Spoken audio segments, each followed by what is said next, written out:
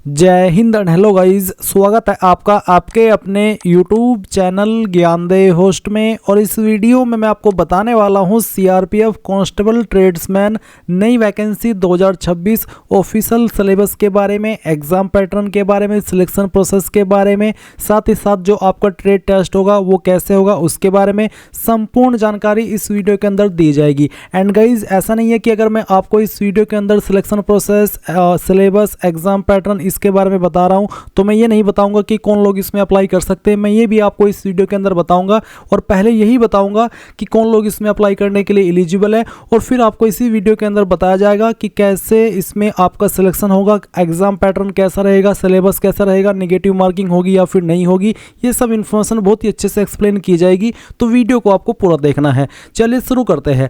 अगर आपने अभी तक वीडियो को लाइक शेयर न किया हो तो कर दे और चैनल को सब्सक्राइब करके बेल आइकन ऑन कर ले। इसके बाद में गाइज जो लिंक वीडियो को डिस्क्रिप्शन में दिया है आप ओपन कर लेंगे, आपके सामने इस भर्ती की जानकारी आ जाएगी। मैं आपको बता दूं कि यह भर्ती 9175 पोस्ट पर निकाली गई है। एंड गाइज आगे की जानकारी देने से पहले कहना चाहूंगा कि आपको चैनल को जरूर सब्सक्राइब कर लेना है, क्योंकि गाइज जैसे ही आपके अप्लाई स्टार्ट होंगे 20 अप्रैल 2026 से, तो आपके लिए यहाँ पर वीडियो आएगी फॉर्म फिलअप की, जिसमें कि आपको बताया जाएगा कि कैसे आप लोग अपना ये फॉर्म बिना किसी मिस्टेक के घर बैठे अपने मोबाइल से या फिर अपने कंप्यूटर से भर सकते हैं। तो चैनल को सब्सक्राइब करके रख लेना। अब चलिए अगेन पॉइंट पर आते हैं। तो गाइज अगर आप सरल लैंग्वेज के अंदर इंफॉर्मेशन इस भर्ती के बारे में चाहते हैं तो जो लिंक वीडियो को डिस्क्रिप्शन में दिया है आप जरूर ओपन कर लेना, अगर आपने अभी तक नहीं किया, क्योंकि यहाँ पर आपको बहुत ही साधारण लैंग्वेज के अंदर इसमें इंफॉर्मेशन समझाई है और मैं ये इंफॉर्मेशन आपको एक्सप्लेन करके भी बताने वाला हूँ। इसमें पहले आप ये जान लीजिए कि जनरल ओबीसी कैटेगरी कैंडिडेट को मात्र 100 रुपये फीस पे करनी है इसमें फॉर्म फिल के नाम पर, और जो SC ST है इनके लिए कोई फीस नहीं है, ये कैटेगरी फ्री में अप्लाई कर पाएंगे। एंड गाइज आपको यहाँ पर नीचे ये भी जानने को मिल जाएगा कौन सी पोस्ट के लिए ये जो वैकेंसी है वो निकाली गई है। आप अगर नोटिफिकेशन से इन्फॉर्मेशन चाहते तो आप क्या करेंगे, इंपॉर्टेंट लिंक के सेक्शन से ऑफिशियल नोटिफिकेशन PDF के ऊपर क्लिक करेंगे, देन आपके सामने ऑफिशियल नोटिफिकेशन आ जाएगा। यहाँ पर आ जाने के बाद में आप ये जान लीजिए कि आपको क्या सैलरी मिलेगी। तो इसमें आपको पे लेवल 3 की सैलरी मिलेगी, जो कि 21,700 रुपये से लेकर के 69,100 रुपये होती है। फिर आपको यहाँ पर ये जानने को मिलेगा कि इसमें जो 9175 वैकेंसी है ये मेल के लिए 9096 है और फीमेल के लिए 79 है। इसी के साथ आपको जानने को मिलेगा कि कौन सी स्टेट के लिए किस ट्रेड में कितनी वैकेंसी निकाली गई। आप देख सकते हैं वैकेंसीज ऑफ मेल पोस्ट, यहाँ पर आपको स्टेट का नाम दिया है और यहाँ पर आपके ट्रेड के नाम दिए गए हैं। इसी के साथ नीचे आपको जानने को मिलेगा कि कौन सी स्टेट में जो फीमेल की वैकेंसी है वो किस ट्रेड में निकाली गई है। इसी के साथ आप यहाँ पर देखेंगे इसमें जो पायनियर विंग की वैकेंसी है जो कि 20 वैकेंसी है, इसमें यहाँ पर आप देख सकते हैं कि मैसन के लिए कौन सी कैटेगरी में कितनी वैकेंसी है और इलेक्ट्रीशियन के लिए कितनी है। तो आपने यहाँ पर वैकेंसी के बारे में जाना। अब यहाँ पर एज लिमिट भी आप देख लीजिए। तो जो आपकी कांस्टेबल ड्राइवर की पोस्ट है इस पर एज लिमिट आपकी 21 से 27 साल के बीच रखी गई, जो कि 1/1/2026 तक काउंट की जाएगी। यानी कि 1/1/2026 तक आपकी उम्र ना तो 21 साल से कम हो और ना ही 27 साल से ज़्यादा होनी चाहिए। और अगर दूसरी लैंग्वेज में कहूँ तो आपका डेट ऑफ बर्थ 2/1/1999 से लेकर के 1/1/2005 के बीच में अगर है तो फिर आप इसमें अप्लाई करने के लिए एलिजिबल है। और गाइज जो आपके बाकी की पोस्ट है जैसे कि constable, motor mechanic, vehicle, cobbler, ये सभी ट्रेड यहाँ पर मेंशन जो किए गए हैं, इन पर जो आपका एज लिमिट है वो 18 से 23 साल है। इसमें आपका डेट ऑफ बर्थ 2/1/2003 से लेकर के 1/1/2008 के बीच में होना चाहिए। ये जो इन्फॉर्मेशन यहाँ पर दी गई है ये वाली, ये है जनरल कैटेगरी कैंडिडेट के लिए, क्योंकि गाइज गवर्नमेंट रूल्स के अकॉर्डिंग SC ST कैंडिडेट को एज में 5 साल की छूट और OBC को 3 साल की छूट दी जाएगी। यानी कि अगर आप SC ST है तो फिर यहाँ पर 23 और 5 कितने होते हैं, 28 साल की एज तक आप ट्रेड्समैन की पोस्ट पर अप्लाई कर सकते हैं। एंड गाइज अगर आप OBC है तो आप 26 साल की एज पर एज से भी अप्लाई कर सकते हैं। बट ये जो ऊपर यहाँ पर DOB दी गई है ये जनरल कैटेगरी कैंडिडेट के ऊपर एप्लीकेबल होती है। तो ये चीज़ आपको समझ आ गई। अब थोड़ा सा और नीचे आते हैं और यहाँ पर इसमें जो पोस्ट वाइज क्वालिफिकेशन है वो भी जान लेते हैं। तो गाइज आप पहले तो ये समझ लीजिए कि जो आपकी क्वालिफिकेशन है वो 1/1/2026 तक कंप्लीट हो जानी चाहिए, जिसकी क्वालिफिकेशन 1 जनवरी 2026 के बाद में कंप्लीट हो रही है। यानी कि जो अभी 10वीं के अंदर है, इस साल 10वीं कर रहे हैं 1 जनवरी 2026 के बाद में, वो एलिजिबल नहीं है। तो ड्राइवर की पोस्ट पर अप्लाई करने के लिए आपसे 10वीं पास की योग्यता मांगी है। साथ ही टेक्निकल क्वालिफिकेशन में कहा है कि आपके पास heavy transport vehicle driving licence and बोला है कि should pass the driving test at the time of recruitment, यानी कि जब आपकी भर्ती होगी उस वक्त आपको ड्राइविंग टेस्ट भी पास करना होगा और आपके पास हैवी ट्रांसपोर्ट व्हीकल का ड्राइविंग लाइसेंस भी होना चाहिए अगर आपको ड्राइवर की पोस्ट पर अप्लाई करना है। अगर आप मैकेनिक मोटर व्हीकल की पोस्ट पर अप्लाई करेंगे तो आपको बोला है कि मैट्रिकुलेशन और 10th क्लास पास इन 10+2 एग्जामिनेशन सिस्टम, यानी कि 10वीं की योग्यता मांगी है। साथ ही टेक्निकल क्वालिफिकेशन के रूप में कहा कि आपके पास ITI होनी चाहिए, वो आपने मैकेनिक मोटर व्हीकल ट्रेड के अंदर की हो। और साथ ही गाइज आपको ये चीज़ भी यहाँ पर कहा है कि आपके पास 1 ईयर प्रैक्टिकल एक्सपीरियंस भी होना चाहिए in the field of concern trade, यानी कि motor vehicle mechanic motor vehicle के ट्रेड में आपके पास 1 साल का एक्सपीरियंस भी होना चाहिए। अगर ये नहीं है तो कहा है कि नेशनल या फिर स्टेट अप्रेंटिसशिप सर्टिफिकेट होना चाहिए आपके पास मैकेनिक मोटर व्हीकल ट्रेड के अंदर। 3 ईयर ड्यूरेशन, यानी कि ये जो सर्टिफिकेट है ये आपका 3 ईयर ड्यूरेशन का होना चाहिए। एंड कहा है कि 1 year practical experience in the field of concern trade, यानी के साथ ही आपके पास 1 ईयर का प्रैक्टिकल एक्सपीरियंस भी होना चाहिए अगर आप इस पोस्ट पर अप्लाई करते हैं।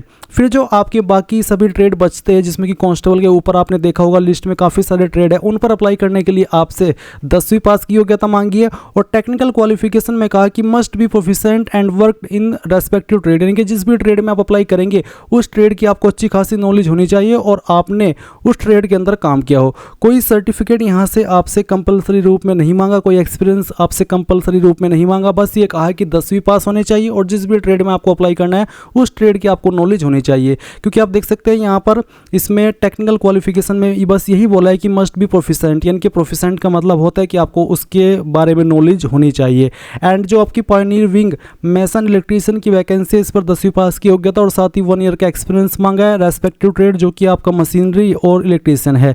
साथ ही प्रेफरेंस उनको दी जाएगी जिनके पास सर्टिफिकेट होगा ITI का मशीनरी या फिर इलेक्ट्रीशियन ट्रेड के अंदर। तो यहाँ पर अब आपको सभी पोस्ट की क्वालिफिकेशन अच्छे से क्लियर हो चुकी है। अब गाइज यहाँ पर बात करेंगे आपके सिलेक्शन प्रोसेस के बारे में, क्योंकि यहाँ पर आपने एलिजिबिलिटी की इन्फॉर्मेशन सभी जान ली है। अब यहाँ पर आपको ये जानना है कि इसमें सिलेक्शन आपका कैसे किया जाएगा।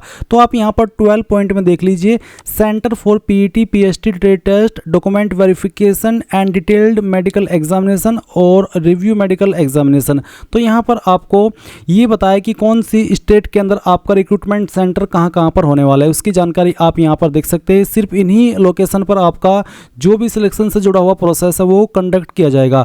अब यहाँ पर देख लीजिए कि centre city of computer based test, यानी कि जो आपका कंप्यूटर बेस्ड टेस्ट होगा उसकी सेंटर सिटी कैसे पता चलेगी।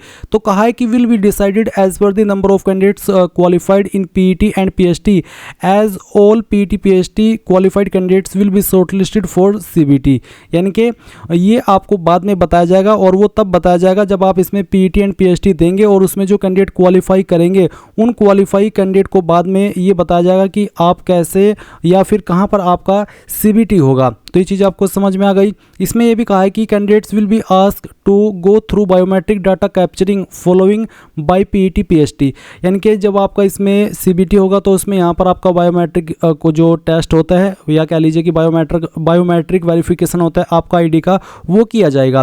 तो ये चीज़ समझ में आ गई। अब आता है स्कीम ऑफ एग्जामिनेशन, जो आपकी constable technical and tradesman and Pioneer की पोस्ट है इस पर ये अप्लाई होगा। तो जो आपका सिलेक्शन प्रोसेस है बेसिकली उस बारे में यहाँ पर 15 पॉइंट में बात हो रही है। तो आपका सिलेक्शन होगा फिजिकल एफिशिएंसी टेस्ट यानी कि PET and physical standard test यानी कि PST will be conducted through radio frequency identification device RFID and digitalised equipment for measuring, यानी कि यहाँ पर पहले आपका PET और PST होगा, जो इसको क्वालिफाई करेंगे उनका आपका फिर CBT होगा। तो ये चीज़ आपको समझ में आ गई कि पहले एग्जाम नहीं होगा, पहले आपका फिजिकल होगा। अब फिजिकल में क्या होगा वो आप जान लीजिए। तो फिजिकल एफिशिएंसी टेस्ट यानी कि PET में यहाँ पर अगर आप technical and tradesman in post पर अप्लाई करते हैं तो गाइज मेल कैंडिडेट के लिए यहाँ पर 5 किलोमीटर की रेस होगी, 24 मिनट का समय मिलेगा, और फीमेल के लिए 1600 मीटर की रेस होगी या कह लीजिए दौड़ होगी और 8.5 मिनट का समय आपको दिया जाएगा। एंड अगर आप यहाँ पर CT cook, water carrier, CT barber यानी कि constable tradesman barber and constable tradesman hairdresser इन वाले ट्रेड पर अप्लाई करते हैं तो मेल कैंडिडेट के लिए 1600 मीटर की रेस होगी और 10 मिनट का समय मिलेगा। फीमेल के लिए भी 1600 मीटर की रेस होगी बट इनको 12 मिनट का समय दिया जाएगा। एंड गाइज अगर आप पायनियर विंग पर अप्लाई करते हैं तो यहाँ पर आप देख सकते हैं कि मेल कैंडिडेट के लिए 1600 1500 मीटर की रेस होगी और 9 मिनट का समय मिलेगा। और फीमेल के लिए भी सेम चीज़ ही यहाँ पर रखी गई है, इनको इसमें कोई छूट नहीं दी गई है। इसके बाद थोड़ा नीचे आते हैं और यहाँ पर जानते हैं कि पीएचटी में क्या होगा। तो पीएचटी में यहाँ पर गाइज मेल कैंडिडेट के लिए हाइट जो रखी है कम से कम वो 170 सेंटीमीटर है और फीमेल के लिए 157 सेंटीमीटर है। इसी के साथ यहाँ पर जो बाकी कैटेगरी बचती है, जैसे कि यहाँ पर all candidates belonging to ST, अगर आप एसटी कैटेगरी से आते हैं तो आपके लिए हाइट 162.5 सेंटीमीटर रखी है मेल में और फीमेल में 150 सेंटीमीटर रखी है। फिर जो ऑल एसटी है जो कि बिलोंग करते हैं नॉर्थ ईस्टर्न स्टेट यानी कि एनी स्टेट से, जो यहाँ पर नॉर्थ ईस्टर्न स्टेट से काफ़ी सारी स्टेट आती है, तो उनके लिए मेल में हाइट 157 सेंटीमीटर कम से कम और फीमेल में 147.5 सेंटीमीटर। तो ये चीज़ आपको समझ में आ गई। बाकी जो जनरल ओबीसी है उनके ऊपर ये वाली जो हाइट है वो एप्लीकेबल होगी जो यहाँ पर मेंशन की गई है। इसके बाद गाइज थोड़ा सा और नीचे हम आते हैं और जो इसमें आपका चेस्ट रखा है तो चेस्ट के बारे में भी आप जान लीजिए। मेल कैंडिडेट के लिए यहाँ पर जो चेस्ट है बिना फुलाई 80 और फुला करके 85 सेंटीमीटर हो जानी चाहिए। ये बात हो रही है जनरल कैटेगरी कैंडिडेट के लिए और ओबीसी कैटेगरी कैंडिडेट के लिए, क्योंकि जो एसटी कैंडिडेट है और एससी के लिए भी ये चीज़ एप्लीकेबल होती है, बट एसटी को यहाँ पर छूट मिलती है। तो एसटी के लिए चेस्ट बिना फुलाई 76 और फुला करके 81 हो जानी चाहिए, जहाँ पर 5 सेंटीमीटर का फुलाव जरूरी है। और जो इन जाति से बिलोंग करते हैं जहाँ पर मेंशन की गई है उनके लिए चेस्ट 78 बिना फुलाई और फुला करके 85 यानी कि 5 सेंटीमीटर का फ्लाव जरूरी है। तो इसका मतलब है कि 83 सेंटीमीटर हो जानी चाहिए। तो ये चीज़ आपको समझ आ गई। अब थोड़ा सा नीचे आते हैं और नीचे आने के बाद यहाँ पर जो आपका जो candidate PET and PhD qualify कर लेंगे उनका फिर जो कंप्यूटर बेस्ड टेस्ट होगा उसमें क्या क्या होगा वो आप जान लीजिए। तो आपको कहा है कि जो आपका कंप्यूटर बेस्ड टेस्ट है ये आपका 1 ऑब्जेक्टिव टाइप पेपर होगा, यानी कि जिसमें बहुविकल्प पे क्वेश्चन आते हैं, 100 क्वेश्चन आएंगे और उसके लिए आपको 100 मार्क्स मिलेंगे। इसमें सब्जेक्ट होंगे आपके general intelligence and reasoning 25 question 25 number, general knowledge and general awareness 25 question 25 number, elementary mathematics और इंग्लिश हिंदी। ये आप देख सकते हैं कि प्रत्येक सब्जेक्ट से 25 क्वेश्चन आ रहे हैं और आपको एग्जाम करने के लिए 2 घंटे का समय दिया जाएगा। और फिर यहाँ पर आपको ये भी बोल दिया कि सभी क्वेश्चन आपके मल्टीपल चॉइस टाइप, यानी कि जिसको आप बहुविकल्प पे बोलते जिसको आप ऑब्जेक्टिव टाइप कहते हैं, जिसमें कि बेसिकली एक क्वेश्चन के लिए आपको 4 विकल्प मिलते हैं और जिसमें से एक सही होता है। पेपर की लैंग्वेज आपकी इंग्लिश एंड हिंदी लैंग्वेज के अंदर ही रहेगी, कोई और लैंग्वेज में यहाँ पर आपका पेपर नहीं आएगा। और इसके अंदर गाइज निगेटिव मार्किंग भी होने वाली है जो कि होगी 0.25 की। और ये आपको बताते हुए काफ़ी दुख हो रहा है कि इसके अंदर निगेटिव मार्किंग है, क्योंकि गाइज जो आपके अंदर तुक्का मारने की अद्भुत कला है, आप इस अद्भुत कला का यहाँ पर आप प्रयोग नहीं कर पाएंगे। अगर आप इस अद्भुत कला का प्रयोग करने की कोशिश करेंगे तो ऐसे में आपको लेने के देने पड़ जाएंगे। हाँ, मैं जानता हूँ कि ये जो अद्भुत कला है वो बार बार आपको फोर्स करती है कि यार इसका आंसर ये कर दे कि आप तो सही निकल जाए, बट गाइज आपको इस तुक्का मारने की अद्भुत कला के ऊपर कुछ ऐसा ही कंट्रोल रखना होगा जैसा कि वेलकम मूवी में उदय शेट्टी भाई ने किया था, कंट्रोल उदय कंट्रोल। उन्होंने कंट्रोल उदय कंट्रोल बोल करके अपने आप को मर्डर करने से रोक लिया था। आपको तो फिर भी एक छोटी सी निगेटिव मार्किंग रोकनी है। अगर आप नहीं रोक पाए तो गाइज जैसे कि मैंने कहा कि आपको लेने के देने पड़ जाएंगे। हाँ, आप यहाँ पर अगर आपको लगता है कि 2 विकल्प में मैं 100% श्योर हूँ तो ऐसे में थोड़ा बेनिफिट ऑफ डाउट देकर के आप आंसर कर सकते हैं, नहीं तो गाइज आपको बहुत ही प्रॉब्लम होगी। और ये जो मैंने इसमें अद्भुत कला के बारे में कुछ लाइंस बोली है, बातें बोली है, थोड़ा सार्कास्टिक वे में बोली है, तो आप ऑफेंड मत होइएगा और इन बात को एंजॉय करके बात को समझिएगा। तो आपको समझ आ गया कि अगर आप 4 क्वेश्चन गलत कर देंगे तो आपने जो सही जवाब दे करके नंबर कमाया है वो 1 नंबर आप खो देंगे, क्योंकि इसमें 0.24 या कह लीजिए कि 1/4 की निगेटिव मार्किंग रखी है। तो आपने यहाँ पर आपका जो एग्जाम पैटर्न है वो भी जान लिया है। अब बात करते हैं सिलेबस की। तो सिलेबस कहाँ से आएगा?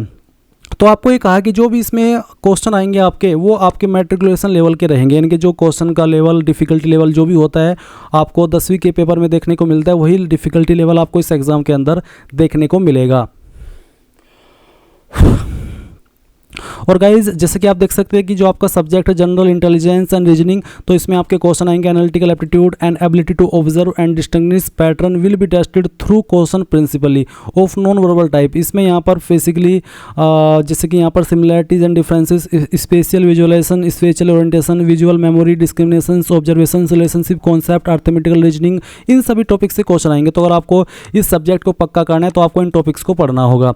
General knowledge and general awareness में आपके क्वेश्चन इन टॉपिक से कवर किए जाएंगे, जैसे कि यहाँ पर है history, culture, geography, economic science, general policy, Indian constitution, scientific research, ETC। और जो एलिमेंट्री मैथमेटिक्स है उसमें आपके क्वेश्चन जो कवर होंगे वो होंगे यहाँ पर decimal and fraction, relationship between numbers, fundamental arithmetical operations, percentages, ratio and proportions, averages, interest, profit and loss, इन सभी टॉपिक से। और इंग्लिश हिंदी में कहा है कि candidates ability to understand basic English Hindi and his और basic comprehension would be tested, यानी कि हिंदी इंग्लिश में जो क्वेश्चन होंगे वो आपकी जो बेसिक नॉलेज है इंग्लिश या हिंदी समझने की उससे संबंधित आपको क्वेश्चन देखने को मिलेंगे। अब जो को लोग CBT भी क्लियर कर जाएंगे उनका फिर ट्रेड टेस्ट होगा, और ट्रेड टेस्ट में गाइज जो भी आपका ट्रेड है उससे संबंधित आपको क्वेश्चन देखने को मिलेंगे। इसमें कहा है कि trade skill test will be conducted through practical assessment and will be qualify in nature, यानी कि इसमें आपको सिर्फ क्वालिफाई होना है। Out of 50 marks for practical trade skill practical trade या फिर skill test, a candidate must secure 20 marks to qualify, यानी कि 50 में से सिर्फ आपको 20 नंबर ही लाने हैं। और कौन से ट्रेड में क्या काम होगा आप देख सकते हैं, जैसे कि ड्राइवर पर आपको कहा है कि knowledge of driving trade, handling, driving, parking and maintenance of light and heavy vehicle ETC, ये सब आपसे काम कराया जाएगा। मोटर मैकेनिक व्हीकल में knowledge in automobiles, fitter, motor mechanic trade, handling of tools, ये सब काम करा जाएगा। बगलर के ट्रेड पर playing, handling and maintenance of बगल। साथ ही टिलर की पोस्ट जो ट्रेड है उस पर आपसे taking measurement of persons, cutting stitching of terricotton uniform, civil clothes, cutting stitching of warm clothes uniform, यानी कि आपको टांके लगा करके एक पर्सन का नाप लेकर के ये सब आपको करना होगा। पेंटर के ट्रेड पर आपसे पेंट करा करके देखा जाएगा। कारपेंटर के ट्रेड पर handling tools, cutting of would, ये सब आपसे काम करा करके देखा जाएगा। गार्डनर यानी कि माली की पोस्ट पर knowledge of plantation, maintenance of plants, knowledge of seeds and their session, fertilisers and measures, ये सब काम करा करके देखे जाएंगे। तो बेसिकली आप देख सकते हैं कि सभी ट्रेड पर अलग अलग काम है, जो भी उससे संबंधित काम है वही काम करा करके आपसे देखा जाएगा। उसके बाद आपका डॉक्यूमेंट वेरिफिकेशन होगा और फिर आपका मेडिकल एग्जाम। तो गाइज यहाँ पर मैंने संपूर्ण इन्फॉर्मेशन इसके बारे में दे दी। अगर अभी आपका कोई सवाल डाउट है तो आप कमेंट के माध्यम से पूछ लेना। Thanks for watching. जय हिंद।